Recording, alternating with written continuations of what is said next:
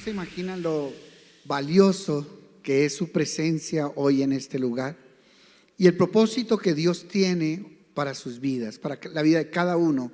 Hoy tenemos una cita con el Señor. El Señor nos ha llamado y aquí estamos, los que le hemos dicho: aquí estoy, Señor. ¿Cuánto levantan la mano derecha delante del Señor y le dicen: Señor, aquí estoy en tu presencia, deseando de todo corazón escuchar tu voz, tu dirección, Señor? Gracias te damos, Señor, en el nombre de Jesús. Amén y amén. Vamos a abrir la Biblia en el Evangelio según San Mateo, capítulo 28. Dile a la persona que tienes al lado, dile: vamos de gloria en gloria. Amén. Versículo 16, Mateo 28, 16. ¿Qué título tiene en sus Biblias Mateo 28, 16? ¿Qué título tiene en sus Biblias? La gran comisión. ¿Cuál es la tarea? La gran comisión. O sea, hay tareas importantes en la vida por hacer, pero hay una tarea que es la gran tarea. La gran tarea. Y el Señor nos va a estar hablando hoy acerca justamente de eso, de la gran tarea. O sea, la tarea más importante de todas. Mire lo que dice allí la palabra. Pero los 11 discípulos se fueron a Galilea, al monte donde Jesús les había ordenado.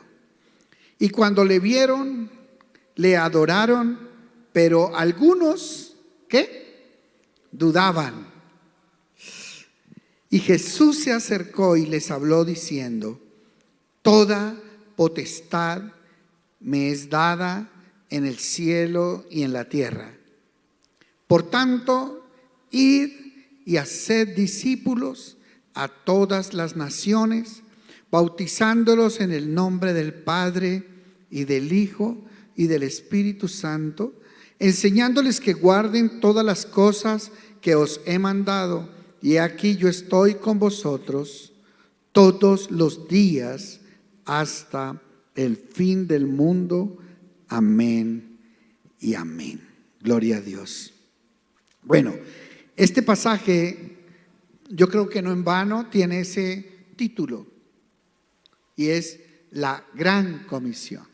Como les decía, ahora comenzando, hay tareas por hacer, muchas tareas. Muchos tenemos muchas tareas por hacer. Algunos en sus profesiones, otros en sus familias, otros en las actividades que realizan a nivel de sus ministerios. Algunos tienen trabajo, altruismo muy grande para ayudar a las personas, para desarrollar ayuda humanitaria, para hacer muchas obras importantes. Pero es importante entender lo que la palabra de Dios hoy nos comienza diciendo aquí, y es acerca de este trabajo que es considerado el más importante de todo el trabajo que se hace en toda la tierra. O sea, no hay nada más importante que un ser humano reciba de encomienda, de tarea, que hacer la gran comisión. La gran tarea. Y la pregunta que hoy quiero hacer es: ¿cómo lo estamos haciendo nosotros? Y creo que esta cita en esta mañana con el Señor es para que nosotros revisemos cómo lo estamos haciendo, cómo lo estamos enseñando a otros a hacer. ¿Qué lugar ocupa en mi vida esta comisión, esta tarea que el Señor nos ha encargado? Y el Señor Jesús, dice la Biblia, que cuando lo vieron allá en el monte de Galilea, lo adoraron, pero algunos dudaban. Y a mí me llama mucho la atención ver un grupo de apóstoles en donde unos estaban un poco más firmes y había otros que estaban flojos. El Señor les puso una cita en Galilea. Él había resucitado en Jerusalén, pero Él les dijo: no me voy a encontrar con ustedes en Jerusalén, me voy a encontrar con ustedes en Galilea. Vayan para allá y allá me voy a encontrar con ustedes. Y había algunos que estaban desanimados, algunos dudaban, no sabían qué hacer, si asistir o no. Sin embargo, allá estuvieron en la cita. O sea, el estado de ánimo no fue suficiente para impedirles llegar a la cita con el Señor. Le llegaron al Señor a su cita. Y cuando el Señor se les aparece allá en ese monte en Galilea y comienza a hablar con ellos, dice la Biblia que algunos estaban dudando. Grábense esto. Algunos de los discípulos estaban dudando. Ahora pensemos que eran 12 los apóstoles que ya habían nombrado. Bueno, todavía no, pero digamos que eran 12 con la Virgen María. Pongámosle algunas mujeres, unas 5. Bueno, no, las mujeres siempre son más. Entonces 12, digamos que eran unas 20 personas que había en el grupo, allí en Galilea. Y dice la Biblia que algunos de los que estaban allí tenían dudas. ¿Qué trae la duda, mis amados? ¿Qué trae la duda sobre la vida de una persona? Temor, ¿qué más? Fracaso, desaliento, agota, o sea, derrota. Entonces, cuando una persona está con duda, esa persona se le nota. Así como cuando alguien está seguro, se le nota. Pero cuando alguien tiene duda, esa persona no hace las cosas de la misma manera. Dice: bueno, yo voy, pero no sé. Y ahí llegaron todos, muchos de esos con duda. Yo quiero preguntarles: ¿cuántos se imaginan ustedes que estaban con duda? Porque la Biblia dice algunos, ¿cuánto? Por ahí unos 4 o 5 del equipo estaban dudando. Sí. O de pronto 11. De pronto la Biblia no quería decir que eran todos para no hacerlos quedar tan mal. Pero dice algunos son más de 2. Algunos son más de 2 que tenían dudas. Y sin embargo, miremos esto que va a pasar aquí en este pasaje.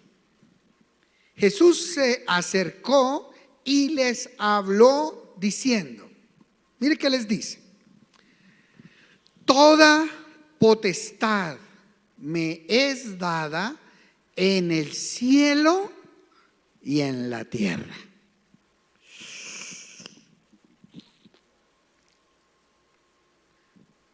O sea, el Señor lo que le estaba diciendo aquí era: en el cielo yo tengo todo el poder, y en la tierra yo tengo todo el poder.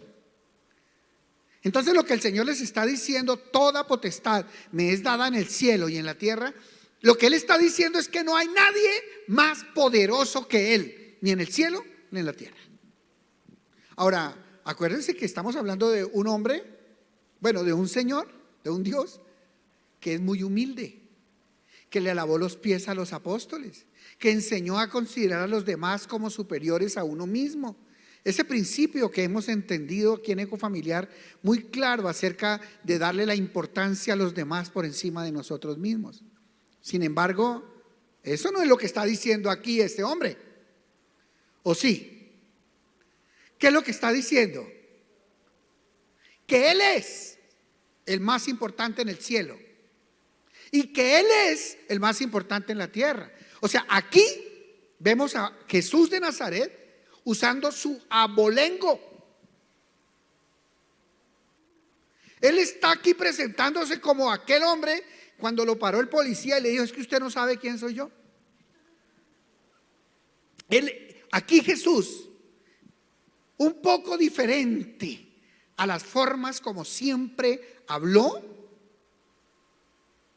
de las formas como siempre se comportó, recibiendo cachetadas, golpes, que lo escupían, que lo laceraron, que lo humillaban, de todo acababa de pasar. Y ahora les dice a sus discípulos: mire, muchachos, yo soy la persona más importante en el cielo y yo soy la persona más importante aquí en la tierra. Ahora, la pregunta mía es: ¿por qué el Señor tiene que sacar sus cartas de presentación? ¿Por qué el Señor trae a recuento entre ellos quién es Él? Si no es su estilo, si no se lo estuvo diciendo todo el tiempo a ellos, si no era la manera de relacionarse con ellos. ¿Ustedes por qué creen, mis amados, que el Señor aquí en este pasaje usa su carta de presentación, sus abolengos, sus títulos? ¿Por qué? Porque ellos dudaron. Bueno, ¿por qué más?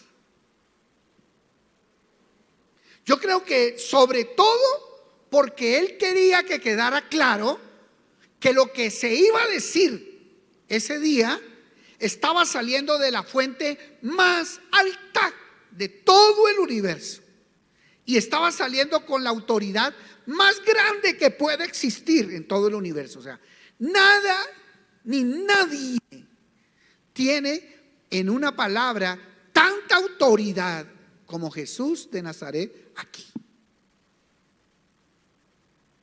¿Cuál fue el mandato? ¿Para qué usó su carta?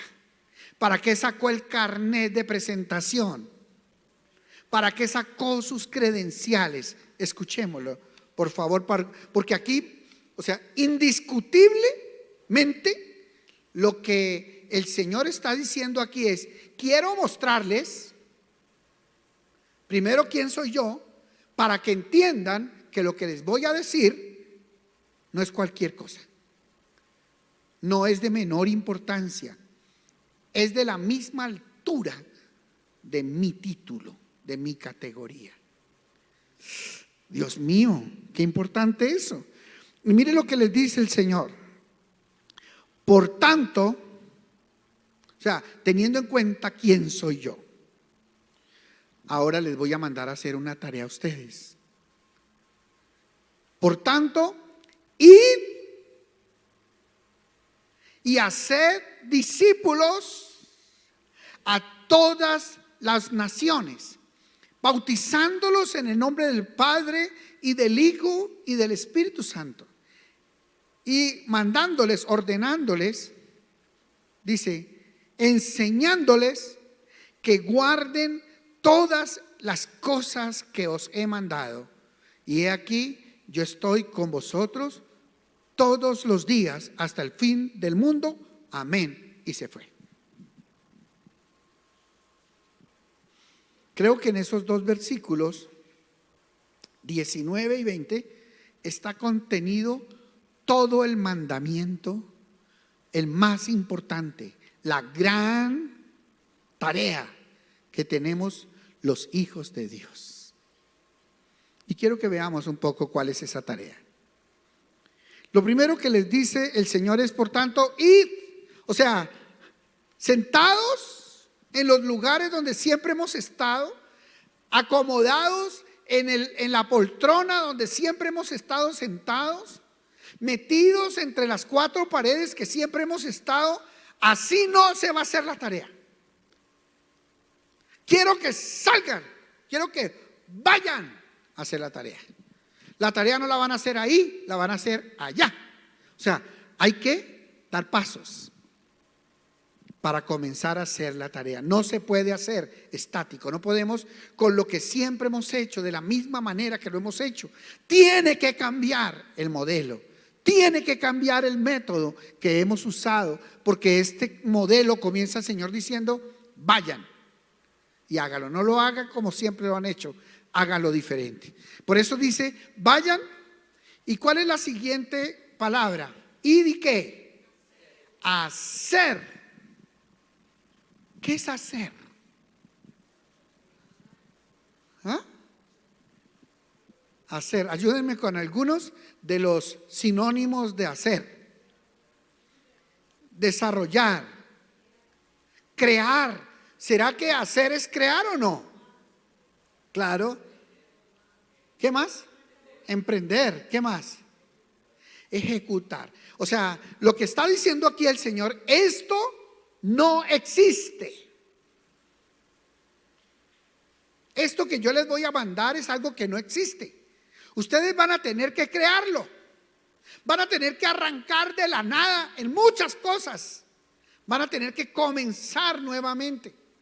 Van a tener que hacer que exista algo que no existe. Eso es hacer. Y especialmente en el mandato que está aquí. El Señor les dice: vayan y hagan discípulos. O sea, los discípulos no están hechos. No existen aquí en esta historia. Hasta ese momento existen los discípulos que el Señor había ganado, no más, sus 12. Pero de aquí en adelante, la tarea de hacer los discípulos ya no la iba a tener Jesús. Ahora era un mandato que Él les estaba entregando a sus discípulos. O sea que la tarea de hacer discípulos, debemos entender, mis amados, que arranca sin nada. No tenemos nada, porque tenemos que arrancar de ceros. Y eso es lo que el Señor quiere. Porque por eso la palabra de Dios dice que no debemos edificar sobre fundamento ajeno, sino que debemos hacer la tarea desde el primer paso, desde buscar las almas para poderles predicar. Porque habrá algunos pastores que dicen: no, a mí se me han acercado, créame, a lo largo de estos años, muchas personas que me dicen: pastor, yo un día voy a estar allá arriba predicando. Se refieren aquí a la tarima. Y ellos no se refieren predicando a las sillas vacías, sino a la multitud de las personas de la iglesia. Y esa persona tiene el deseo de predicar la palabra, pero no necesariamente tiene el deseo de ir a crear los discípulos. Qué fácil, ¿no? Qué rico es comenzar a predicar y a enseñar cuando todo está puesto, cuando está la multitud ahí, cuando todo el mundo me escucha y todo el mundo me atiende. Pero qué complicado y difícil y retante es en la vida ir a comenzar algo donde no lo hay. Por eso dice la palabra de Dios: es pues la fe, la certeza de lo que se espera y la convicción de lo que no se ve. O sea, no existe, físicamente no se ve. Y el Señor lo que nos está diciendo es: los discípulos se hacen por fe, porque los discípulos no existen. Y si tú quieres hacer discípulos y cumplir el mandato de la gran comisión, tienes que saber que arrancas de cero en cuanto a número de discípulos se refiere.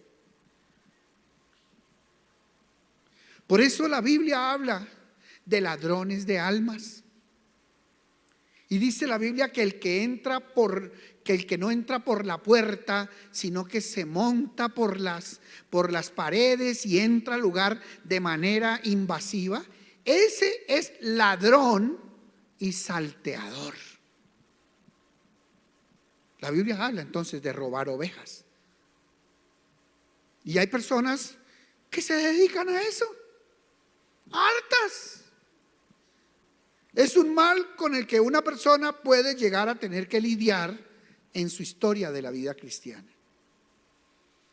Una vez estaba preparando un encuentro y se me acerca uno de los del encuentro y me dice: pastor, es que la verdad, yo no puedo llevar gente al encuentro. Y yo le dije: ¿por qué? Dijo: es que yo no conozco cristianos. Es que yo no conozco cristianos. Entonces, ¿yo cómo voy a invitar a gente a encuentros si yo no conozco cristianos? Hasta ahora acabo de llegar a la iglesia. ¿Cómo voy a invitar cristianos si no conozco cristianos? Le dije: es que el encuentro no es para cristianos. Es que justamente no se trata de ir a una iglesia a sacar a una persona para montarla en un bus. No estoy de acuerdo. Creo que el Señor tampoco. No solamente creo que es mi criterio, es que al Espíritu Santo y a mí nos ha parecido que no es correcto traer personas a un encuentro de otra iglesia. No es correcto, porque eso se llama edificar sobre fundamento ajeno. Eso se llama no actuar por fe, no hacer la tarea que Dios me mandó a hacer. La tarea que Dios me mandó a hacer es comenzar de ceros con las almas. Es ir al que está sin conocer al Señor, a la persona que aún no ha escuchado hablar. A esa persona es exactamente a quien Dios nos ha llamado a ir a compartirle la palabra de Dios y crear de cero esa obra de arte que es un discípulo. El otro día una persona se nos acercaba a mi esposa y a mí y decía: uy, qué equipo tan lindo que ustedes tienen en la iglesia. Es que Dios sí les ha mandado a ustedes una gente muy linda. Bueno, yo creo que la gente que está con nosotros es muy linda. Eso sí, creo que en eso no se equivocó. Sí, eso sí, ¿para qué? Ahí sí uso mis abolengos.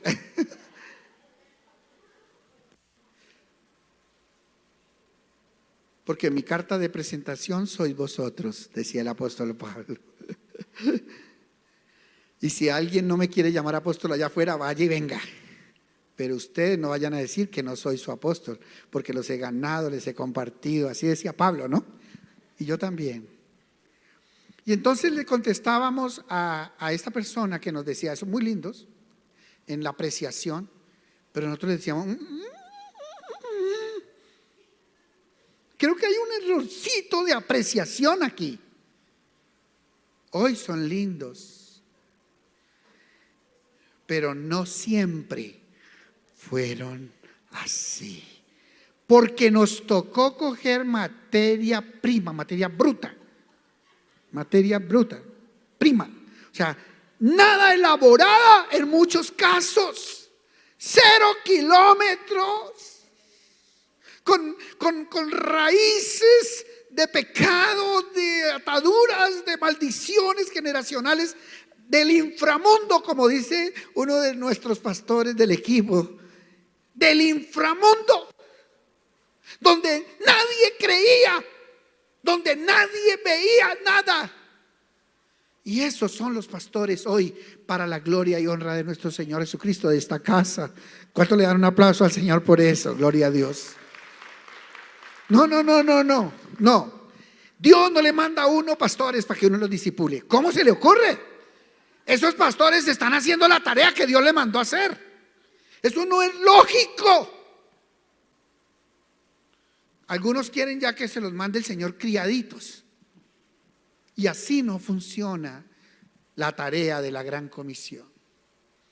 La gran comisión es ir y arrancar de cero con esas personas que aún no han ni siquiera escuchado hablar de Dios. Aún hay otros que odian a las cosas de Dios, que odian al cristianismo. Y Dios nos mandó a comenzar de cero con ellos. Cuando tú tengas un discípulo, que tú lo hiciste, porque ese sí es un mandato del Señor. Porque es que aquí yo quiero decirles una cosa, mis amados. No se trata de usar orgullo bobo. Se trata de saber si hemos hecho o no la tarea. Y si la estamos haciendo bien o no. Yo a veces veo personas que andan cazando almas y se meten en las iglesias como lobos, vestidos como ovejas entre la iglesia, pero son lobos rapaces. Y comienzan a manejar y a adorar la píldora y hacer hasta que arrancan a las personas de las iglesias y las llevan a otro lugar. Hay ministerios, iglesias que yo he visto que arrancan siempre con cristianos. O sea, su materia prima son los cristianos. Y muchos de ellos son sectas. ¿Y saben qué comienzan haciendo? Endulzando el oído y mostrando una nueva enseñanza. Y esa nueva enseñanza a muchas personas, teniendo comezón de oír, les da piquiña, les rasca la oreja y dicen: yo quiero oír eso, yo quiero oír eso. ¿Dónde es? Y personas que no están cimentados en la iglesia, en los caminos del Señor, en la obra, fácilmente se dejan envolver por esos cazafantasmas y terminan llevándose las almas que han venido siendo edificadas en los caminos del Señor, y terminan obviamente poniéndolos en otra iglesia, en otro lugar, o haciéndolos perderse del camino. Por eso el Señor le llama a esas personas ladrones y salteadores, porque cuando entran, no entran por la puerta, sino a escondidas. Se meten en las barcas, van a un encuentro, comienzan a hablar con la gente y normalmente no vienen aquí a la casa, ni entraron por la puerta. La Biblia dice que la puerta de la iglesia son los pastores. Y las personas que van a entrar a una iglesia deberían entrar a través del pastor y no a hurtadillas, metiéndose en silencio y haciendo cosas debajo de cuerda donde nadie los ve. Esos son ladrones. Por eso, mis amados, yo detesto eso. No sé ustedes, pero yo detesto eso. Yo detesto eso. Y cuando hay una persona que tiene esa actitud, yo puedo ser muy manso, pero ahí sí me saca a mí el abolengo. Y de verdad que eso sí me da, a mí me duele en el corazón. Y como yo detesto tanto eso, no quiero que nadie de aquí lo haga. No quiero que nadie ande sacando gente de otra iglesia. No quiero que nadie ande llevando encuentros gente de otras iglesias. No lo quiero. Porque no quiero que esa siembra se nos devuelva a nosotros multiplicada y termine haciendo daño a nuestra congregación. Como eso me parece tan horrible, no quiero ser protagonista, ni que ninguno de los miembros de nuestra casa sea protagonista de los que roban las almas en otras congregaciones, de los que andan invitando, trayendo. No me gusta que vayan a las barcas personas que se congregan en otras iglesias. Hermano, tenemos el mundo entero por ganar. Créame que no hemos llegado al 30% aquí en Bogotá. No hemos llegado. Estas elecciones lo acabaron de demostrar. Entonces, si ese público está virgen, entonces ¿por qué no vamos a él? Entonces, ¿por qué seguimos empecinados en hacer y trabajar sobre fundamentos ajenos? Diga conmigo: crear es arrancar de cero. Eso es lo que el Señor quiere. Ir y hacerlos, arrancarlos del mundo, arrancarlos del pecado, llevarlos a la cruz del Calvario y comenzar a hacer la tarea con cada uno de ellos. Por eso mire lo que dice allí la palabra de Dios: y de hacer discípulos, o sea, seguidores de Cristo, a todas las naciones. ¿Y qué más dice después? ¿Qué más dice? ¿Cuál es la palabra que sigue? No, la palabra que sigue después de ir y hacer discípulos a todas las naciones. No, es que no está en la Biblia. No, pero es que tienen que tenerlo de memoria. Otra vez. Y de hacer discípulos a todas las naciones. ¿Cómo? Bautizándolos. Pregunta, mis amados: ¿tenemos nosotros aquí en la mente la tarea de bautizar las personas que están conociendo en nuestra barca? ¿Ya son bautizados nuestros discípulos? Porque el Señor dice: id y hacer discípulos a todas las naciones, y pone como una característica inicial, y es el bautismo. Qué importante que es el bautismo. De pronto nosotros no le hemos dado esa importancia que le dio la iglesia primitiva al bautismo. Esa importancia que le dio nuestro Señor Jesucristo. Aquí en este pasaje lo estamos viendo. Para el Señor Jesucristo el bautismo fue algo primordial en la vida cristiana. ¿Son bautizados mis discípulos? Todos mis discípulos ya bajaron a las aguas y fueron públicamente y decidieron seguir a Cristo en ese acto de fe públicamente. Pues si eso falta la primera tarea que hay que hacer con un discípulo: que se bautice. Que se bautice. El Señor Jesucristo no comenzó su ministerio, en Mateo 3 lo podemos ver, no comenzó su ministerio hasta que se bautizó. Y cuando Él llegó al agua delante de Juan el Bautista a ser bautizado, porque Él quería ser bautizado, entonces Juan el Bautista le dijo: uy, Señor, yo sé quién eres tú, porque he venido entendiendo mucho desde hace rato quién eres tú. Tú vienes a mí para ser bautizado cuando el que necesita ser bautizado por ti soy yo. Si quieres, invirtamos esto, Señor, y bautízame más bien tú a mí. Y el Señor le contesta a Juan el Bautista, le dice: deja, Juan, porque así conviene que cumplamos toda justicia. O sea, para Jesús de Nazaret el bautismo es cumplir justicia. No es una cosa más. No sé si estamos haciendo la tarea que nuestros discípulos sean bautizados, pero el bautismo es la primera característica de los discípulos. El que no se ha hecho bautizar le falta lo primero.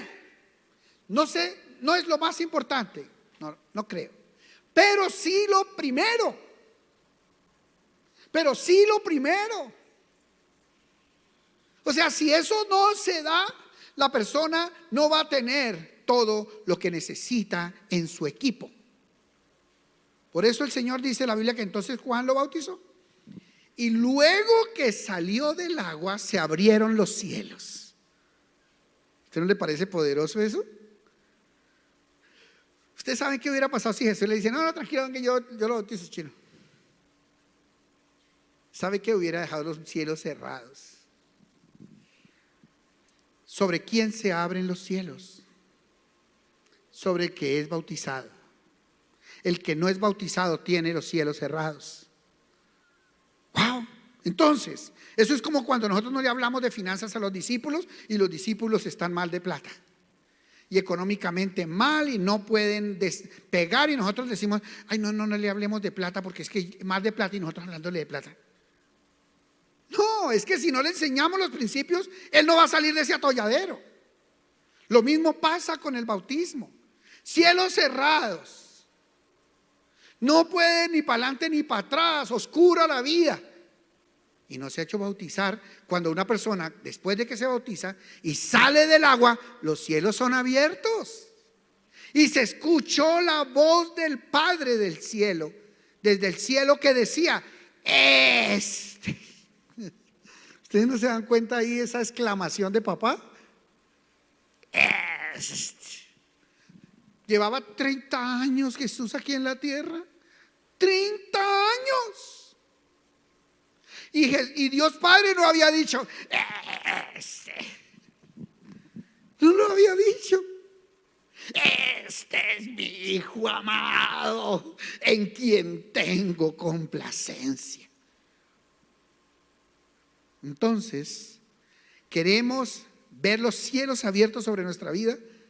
Vamos al bautismo. Llevemos a nuestros discípulos al bautismo. Enseñémosles a los discípulos la importancia del bautismo. No es una cosa de segundo orden en la vida cristiana, es de primer orden en la vida cristiana.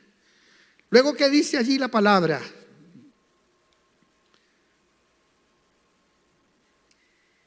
¿Qué más dice? Ir y hacer discípulos, bautizándolos en el nombre del Padre y del Hijo y del Espíritu Santo, y enseñándoles. Entonces, la otra tarea que hay que hacer cuando los discípulos ya fueron bautizados o están en ese proceso, es enseñarles. O sea, tenemos una tarea demasiado importante, tenemos un trabajo importante con nuestros discípulos, con los discípulos del Señor que están a cargo nuestro. Y es enseñarles. Sin enseñarles no hay discipulado. El que no recibe la enseñanza no está siendo discipulado. Puede mucha gente venir a la iglesia, pero si no está siendo enseñada en la doctrina, en los caminos del Señor, en la palabra de Dios, esa persona no es un discípulo, aunque venga a la iglesia. Aunque venga a la iglesia. Entonces, ¿cuál es la siguiente tarea con los discípulos?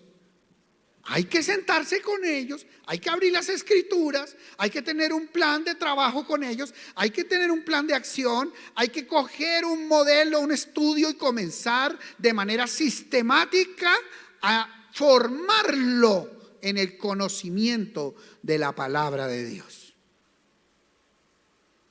O sea que el que no está siendo enseñado en la palabra de Dios no es discípulo, así venga todos los días a la iglesia, así pertenezca a un ministerio, así está involucrado en actividades de la iglesia. Si no está siendo enseñado en la palabra, no es un discípulo. Y a esos no nos mandó a hacerlos el Señor. El Señor no nos dijo, traigan a harta gente para que se involucren en actividades de la iglesia. Eso no fue. Y a veces pensamos que esa es la meta. Claro, vamos a ver en el transcurso de esta convención la importancia de la actividad en el crecimiento del discípulo. Pero esa no es la meta.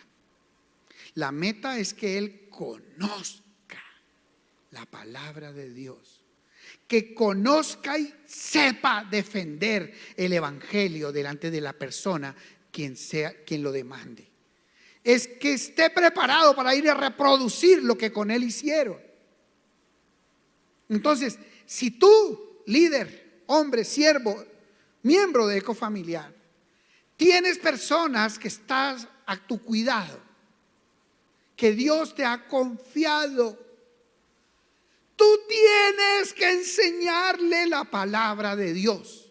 Tienes que dedicarle tiempo a abrir la Biblia, sentarte con ella, enseñarle a subrayar la Biblia, a leer la Biblia, a memorizar la Biblia, a estudiar la Biblia. Tienes que hacerlo.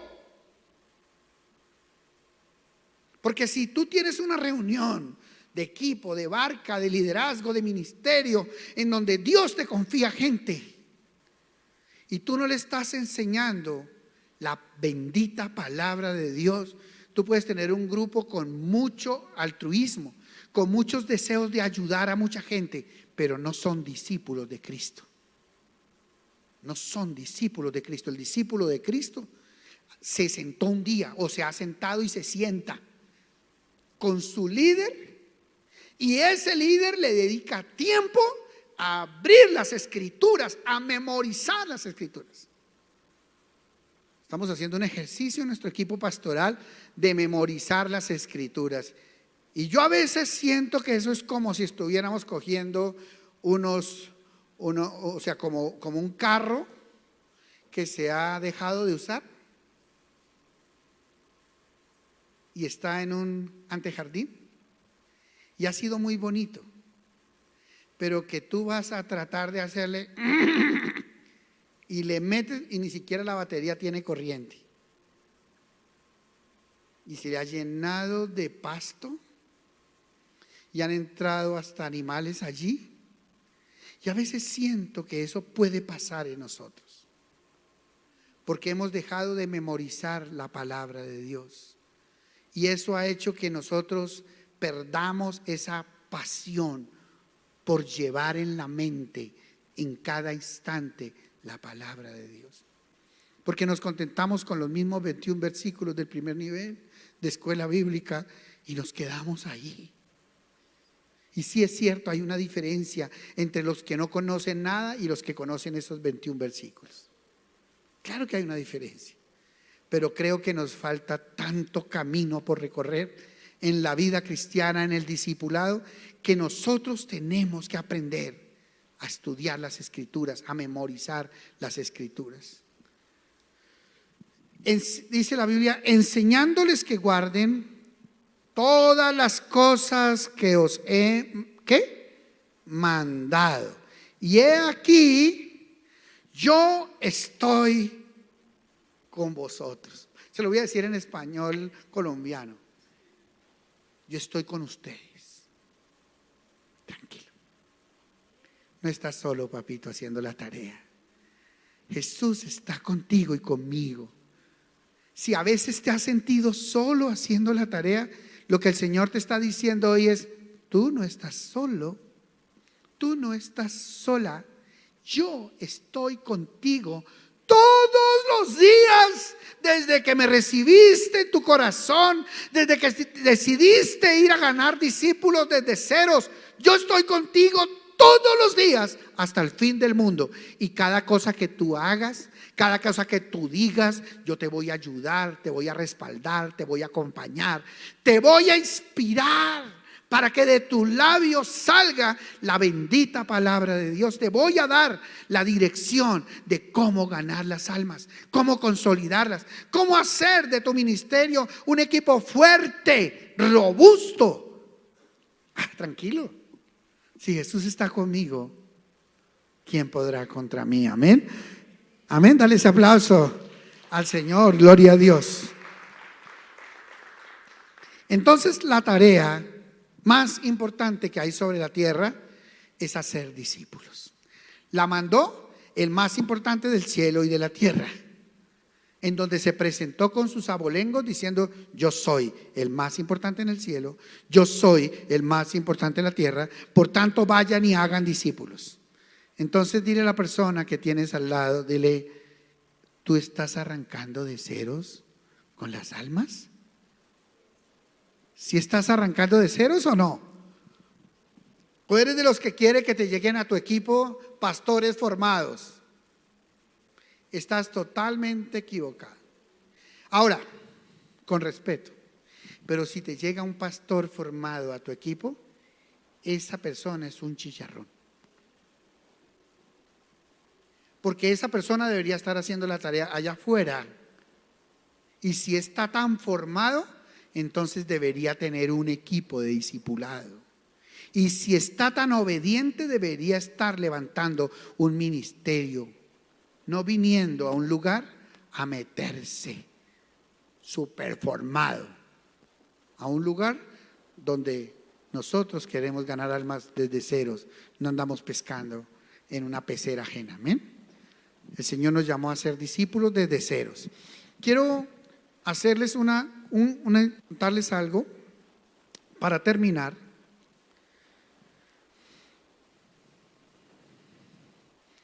Que es algo que definitivamente me ha tenido dando vueltas en la cabeza en los últimos años. Y es esto: llevamos 8 años aproximadamente en Ecofamiliar, 8 años, en donde cada año hacemos en un promedio más de 40 encuentros. 8 años haciendo más de 40 encuentros anuales. 8 años. Y cada encuentro en promedio son 30 personas aproximadamente en promedio de los encuentros. Hay de 48, hay de 25, que es el mínimo grupo que hoy llevamos. Entonces son entre 25 y 40, pongámosle un promedio de 30 personas. Quiere decir que por año estamos llevando a encuentro 1,200 personas en promedio en estos últimos 8 años. Eso quiere decir que en estos últimos 8 años hemos llevado a encuentro 9,600 personas en los últimos 8 años. Solamente Bogotá. Solamente estoy hablando del promedio de Ecofamiliar Bogotá. Y quiero hacerles una pregunta. Claro, yo también me la hago. Primero yo.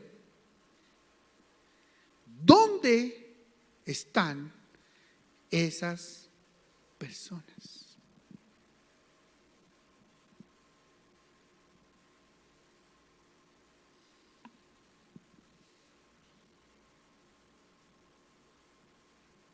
Cuando en el encuentro de rodillas dijeron al Señor que querían ser hinchas a morir por Cristo.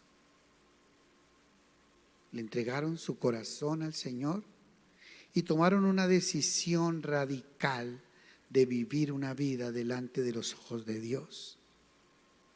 Cuando esas personas llegaron aquí en esta tarima, en este auditorio, delante de sus familias se pusieron de pie a pedir perdón. Esas 9,600 personas, todos han pasado por aquí, por este lugar.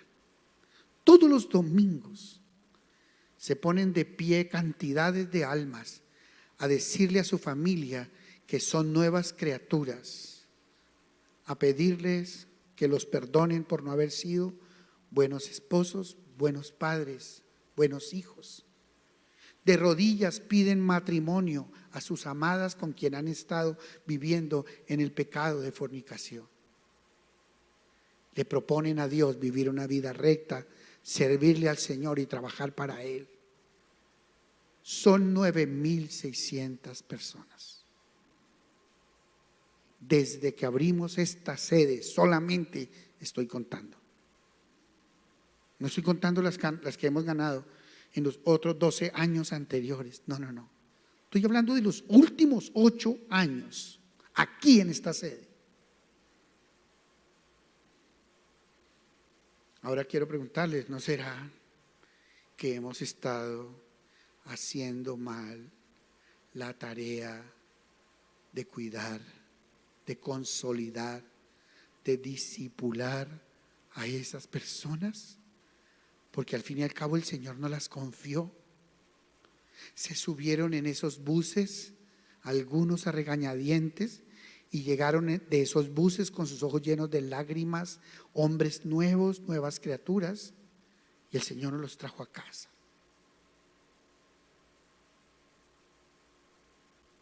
¿Dónde están?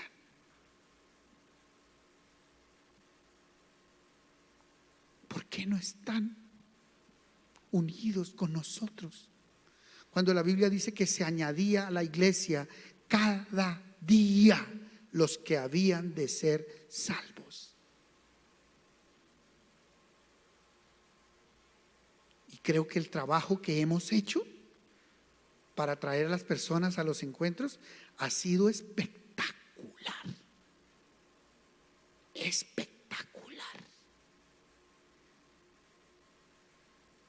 Y yo no pretendo que juzguemos ese trabajo por lo que hoy está comenzando la convención un poco despoblada. No quiero que lo juzguemos por eso, ni pensemos, uy, qué dolor, no hay muchos hoy arrancando. Estamos los que debemos estar. Estamos los que a la cita le dijimos, voy para allá. Tranquilos. Eso quiere decir que es para nosotros, primeramente los que estamos aquí sentados, los que tenemos una responsabilidad, porque es a nosotros a quienes está siendo entregada esta verdad, esta información. Queremos en estos días de convención, le hemos llamado esta convención el postencuentro, porque creo que tenemos fallas en la iglesia en el postencuentro muy graves, muy graves. Creo que algo está pasando o ha pasado en estos años, que la gente se ha subido y se ha bajado por la puerta de atrás, como cuando los buses tenían puerta delantera y puerta trasera, ¿se acuerdan? Y el señor del bus iba manejando su bus y tenía un ayudante ahí al lado cobrando la plata. Y el que cobraba la plata recibía y decía, sigan. Y eso la gente iba entrando. Y paraba y se subían 10, y paraba 5, paraba, se subían 4, paraba, se subían Pero uno volteaba a mirar ese bus y seguía cabiéndole gente. Y era el mismo bus. Había un problema. Bueno, un problema no. Gracias a Dios en ese entonces el bus tenía eso, y era que había una puerta trasera. Y esa puerta se abría y la gente se bajaba. Y eso nos ha pasado en la iglesia, mis amados. Yo veo que estamos trayendo gente nueva a los caminos del Señor todo el tiempo. En este mes pasado que no estuvimos, llegaron muchas almas nuevas, gloria a Dios, a la iglesia. Muchas. Gente que nos dijo: yo llegué en el último encuentro, pastor, yo quiero que por favor me case, pastor, no sé cuánto, y harta gente nueva. A veces pareciera que fuera chévere que nosotros nos fuéramos para que llegara gente nueva. Bueno, entonces, ¿qué nos está pasando? Porque la gente sigue llegando. Yo he llegado a tener este criterio y lo he expresado. Lo importante no es cuántos se bajan, sino que se suban más de los que se bajan. Pero esa no es la filosofía real de Dios. Ese es un contentillo de mi corazón. Y ese es como un reto para tapar un hueco muy grande que hemos tenido en Ecofamiliar.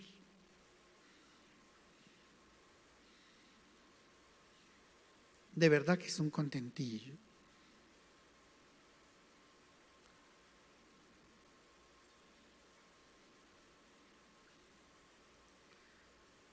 Le hemos pedido a Dios en este tiempo que nos dé las estrategias para hacer las cosas bien hechas.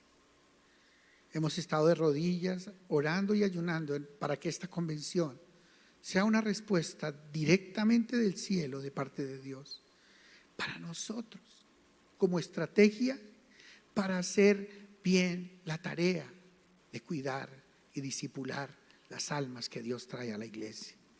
Así que vamos a estar recibiendo palabra de las diferentes áreas en que vamos a estar trabajando en la iglesia en este año que sigue, y queremos que toda la iglesia se involucre y hagamos un equipo unido. O sea, que todos disparemos para el mismo lado, que todos empujemos para el mismo lado, porque Dios sí tiene a través de la cabeza la dirección para el cuerpo.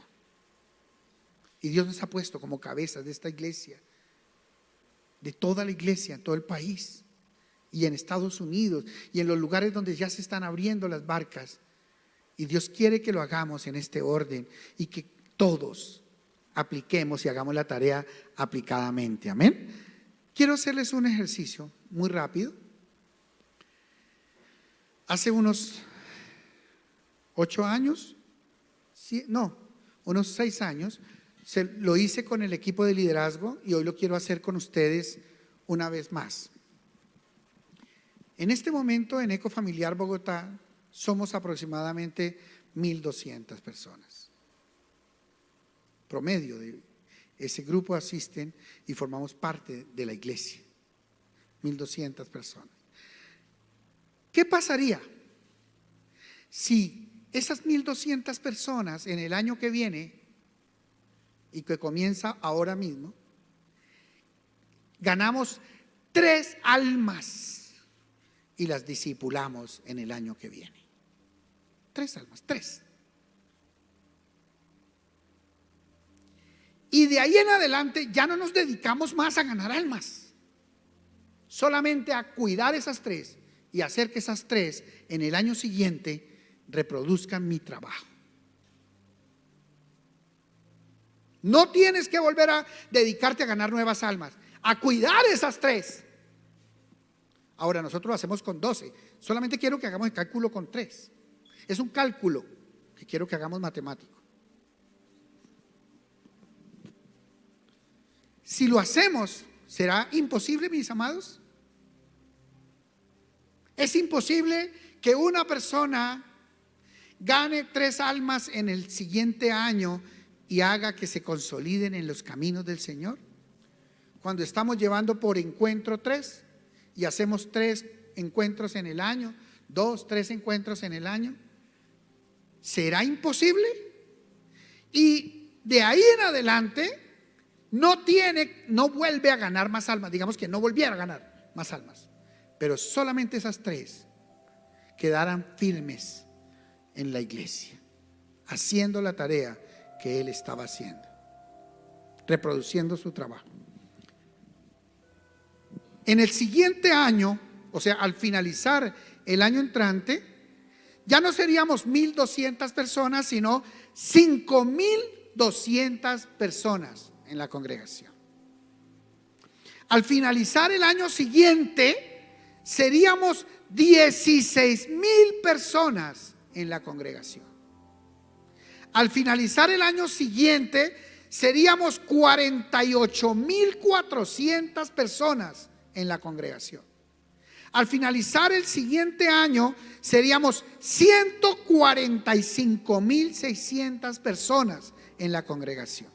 Al finalizar el siguiente año, seríamos 437,200 personas en la congregación. Al finalizar el año siguiente, seríamos 1,312,000 personas en la congregación. Al finalizar el año siguiente, seríamos 3,936,400 personas en la congregación. Al finalizar el año siguiente, seríamos 11,809,600 personas. Y al finalizar el año siguiente, seríamos 35,429,200 personas en 9 años. En 9 años habríamos ganado a toda Colombia para Cristo. A toda Colombia para Cristo. Solamente Ecofamiliar, Bogotá, solamente. Ahora la pregunta es, ¿eso es imposible? Entonces, ¿en dónde está la clave? En hacer que mis discípulos reproduzcan la tarea que yo he hecho con ellos. No es más. Pero ojo, cuidado con la tarea que vas a hacer con ellos, porque ellos van a reproducir la tarea que tú has hecho con ellos. Si tú eres un líder locho, entonces tú vas a poner líderes lochos, y esos líderes lochos jamás van a ganar un alma para el Señor, y mucho menos la van a discipular. Entonces nosotros, y ese es el reto que quiero que tengamos primero los que estamos hoy aquí, y es que de ahora en adelante hagamos la tarea sabiendo que el mandato es el más importante. Mire, más importante que tu profesión, más importante que tu plata, más importante que tus negocios y que todo lo que hagas, es que esos 3, que esos 12 que Dios te ha dado estén cuidados, atendidos, ministrados, conociendo la palabra, enamorados del Señor, y que tú le enseñes a ellos que tienen que volver a hacer lo mismo que tú has hecho con ellos.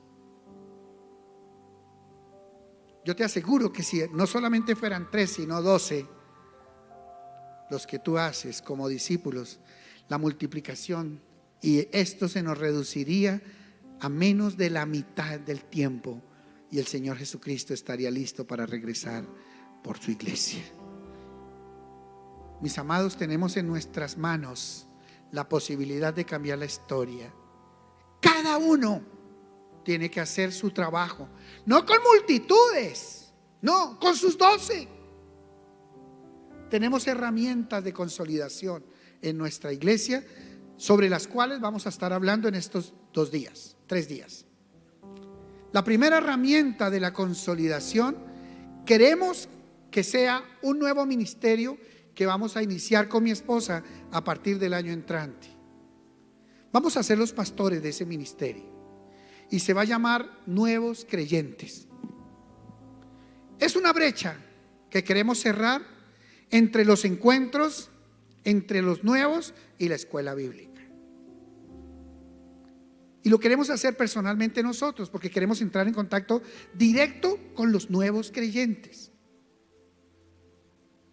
Y vamos a estarles contando a la congregación cómo lo vamos a hacer. Dios nos ha regalado la estrategia y lo vamos a hacer el mismo domingo, los mismos domingos. De tal manera que cada persona que llega a encuentro va a tener cita el domingo siguiente con los pastores para ser edificados y formados directamente por nosotros en un proceso cíclico hasta que los metamos en la escuela bíblica todos. Amén. No vamos a perder ni un alma más, mis amados, porque qué pena con el Señor. Sinceramente, cuando a mí se me salían las lágrimas ahora, es de vergüenza con Jesús, que Él nos ha confiado las almas. Y nosotros no tenemos ni siquiera una dirección para decirles están aquí. Ni siquiera para decirles están aquí fornicando, o están aquí en esta otra iglesia, o se fueron, o nunca los volvimos a llamar. Yo ni siquiera sé. Pero es que ni siquiera de una décima parte de esas 9,600 no sé dónde están. Y yo soy el primero que les pido perdón a ustedes y a Dios por no haber hecho la tarea como debemos hacerla. Pero quiero que nos apasionemos todos y hagamos bien hecha esa tarea de ahora en adelante. Amén. Tenemos otra herramienta de la consolidación y se llama la escuela bíblica. Indiscutiblemente que la escuela bíblica es una poderosa herramienta. Siempre lo ha sido. Pero ha habido un bache entre que el nuevo llega y la escuela bíblica, en donde no hemos logrado meterlo. Y eso tiene que ver con el trabajo directo de los pastores. Luego de esa escuela bíblica tenemos las barcas. ¿Será que las barcas son una herramienta poderosa en la consolidación? Claro que sí. Después tenemos los ministerios. Los ministerios son poderosos. Y vamos a ver en el día de hoy la importancia de los ministerios en el cuidado del fruto que Dios nos ha entregado. Y por último, tenemos nuestras reuniones de la congregación familiares, en donde invitamos a toda nuestra familia a que conozca al Señor. Esas 5 herramientas, quiero que me recuerden cuáles son para que la comencemos a aplicar. La primera, nuevos creyentes. ¿Cuál es la primera herramienta? Nuevos creyentes. O sea, queremos que el posencuentro se haga en nuevos creyentes. O sea, desde esa última despedida que se hace aquí en la bienvenida del encuentro, la gente tiene una cita el domingo con los pastores y lo vamos a hacer aquí en el edificio de enseguida, en un ambiente muy bonito, especial, ahí en el restaurante el domingo en la mañana, dándoles la bienvenida a los nuevos creyentes. Y vamos a hacer de manera cíclica las palabras de los encuentros con Jesús. Y si vamos a estar ministrando encuentros con Jesús, cíclico. Porque por ejemplo llega una persona, llega de un encuentro y estamos en abril y resulta que todavía le falta, perdón, llega en febrero y resulta que la escuela bíblica arrancó en enero o a principios de febrero y llegó a finales de febrero. Ya no la podemos meter porque eso es ir a romper el esquema de la escuela bíblica. Y mientras tanto, ¿qué hacemos con esa persona? Pues van a estar en nuevos creyentes. O sea, el grupo de nuevos creyentes son los nuevos creyentes. Los vamos a cuidar como lo VIP de nuestra congregación. Amén. Lo más importante en la iglesia son los nuevos creyentes. Y tú deberás preguntarle a una persona: ¿ya hiciste nuevos creyentes? Porque hay personas que van a comenzar a llegar y se van a consolidar. En ese proceso, cuando termina el ciclo, nosotros hemos estado con la monita compartiéndoles de la importancia de involucrarse en la escuela bíblica. Que nadie puede quedarse sin involucrarse. Y entran a la escuela bíblica durante 2 años de estudio. Paralelo, se va a involucrar en la barca que fue asignada en su encuentro. Y va a comenzar a invitar a su familia los domingos a la congregación. Porque cuando una persona trae a su familia un domingo a la iglesia, entonces no va a conocer uno solo al Señor, sino un combo. Y ese combo lo va a proteger el día de la prueba, porque mejores son dos que uno, porque si el uno cayere, el segundo le levantará. Y por eso es necesario que el nuevo haga el ejercicio de traer a su familia el domingo a la congregación. Vamos a estar encaminados orando por esto y pidiéndole al Señor estrategias para que no se nos pierda ni un alma de los que el Señor nos ha confiado a nosotros. Amén. Esa es la meta. Démosle un aplauso al Señor. Vamos a estar de pie. Recuérdeme de pie, así poniendo las manos así. Recuérdeme las 5 herramientas de la consolidación o del cuidado del fruto.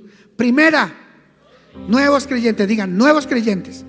Todos, Andresito, todos. De pie, mano arriba. Santiago, todos. Eso, muchachos. Gracias. Otra vez, 1, 2, 3. Nuevos creyentes. Otra vez, nuevos creyentes. Segundo, escuela bíblica. Tercero, la barca. Cuarto, los ministerios. Quinto, la reunión dominical. Otra vez. Ahora, no necesariamente la reunión dominical, porque puede ser una reunión que se haga sábado en la noche como culto general de la congregación, y es totalmente válido. Es rebíblico. Es rebíblico. O sea, no importa si lo hacemos en sábado en la noche, es la reunión de la congregación familiar.